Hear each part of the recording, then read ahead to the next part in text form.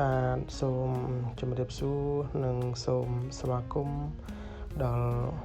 មិញមានបងប្អូនទាំងអស់ដែលបានចូលមកទស្សនានៅវីដេអូតម្រូវឆ្នោតសម្រាប់ថ្ងៃនេះបាទថ្ងៃហើយថ្ងៃនេះផងដែរគឺ admin នឹងជូននៅតម្រុយល្អច្បាស់ហេងដើម្បីយកមកចែកជូនបងប្អូនពុកម៉ែបងប្អូនយុទ្ធសាស្ត្រសំណាងផងដែរបាទហើយមុននឹងផ្ដល់ជូននៅតម្រុយសម្រាប់ថ្ងៃនេះហើយ admin សូមពឹងពាក្យដល់មីមីបងប្អូនទាំងអស់ដែលបានចូលមកទស្សនាវីដេអូនេះសូមជួយ Subscribe Channel របស់ admin ម្នាក់មួយផងបាទដើម្បីទទួលបាននៅវីដេអូលើក្រោយទៀតណាបងប្អូនបាទហ្នឹងហើយសូមអរគុណសម្រាប់ការជួយជាវនិង Subscribe Channel របស់ admin ទាំងអស់គ្នាផងដែរបាទហ្នឹងហើយកុំឲ្យខាតពេលយូរយើងចូលមកតម្រុយដែលយើងបានលេងកាលពីម្សិលមិញទៅណាបងប្អូនហ្នឹងហើយតម្រុយគឺ admin ដាក់នៅលើអេក្រង់នេះតែម្ដងណាបងប្អូនបាទហ្នឹងហើយ admin អត់បានហៅលេខនឹងទេហ្នឹងហើយដាក់ជូនមើលតែម្ដងណាបងប្អូនបាទហ្នឹងហើយសម្រាប់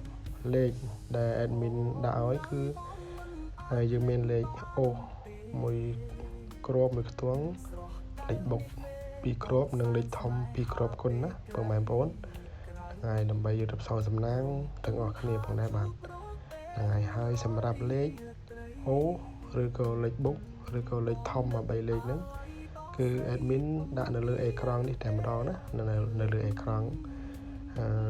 នេះតែម្ដងណាបងប្អូនបាទហ្នឹងហើយលេខអាចខុសអាចត្រូវណាបងប្អូនអញ្ចឹងពេលយកទៅសូមលេខនៅការទទួលខុសត្រូវទាំងអស់គ្នាណាហ្នឹងហើយព្រោះថាលេខដែល admin ដាក់ទៅមិនមែនប្រកាសថាចូលទាំងអស់គ្នាទាំងអស់តែម្ដងទេណាបងប្អូនបាទហ្នឹងហើយអញ្ចឹងដោយ admin បានបញ្ជាសូមលេងដោយការទទួលខុសត្រូវហ្នឹងហើយកុំលេងធំខ្លាំងពេកណាហ្នឹងហើយកណ្ដាចង់ដឹងថារិស័យរបស់បងប្អូន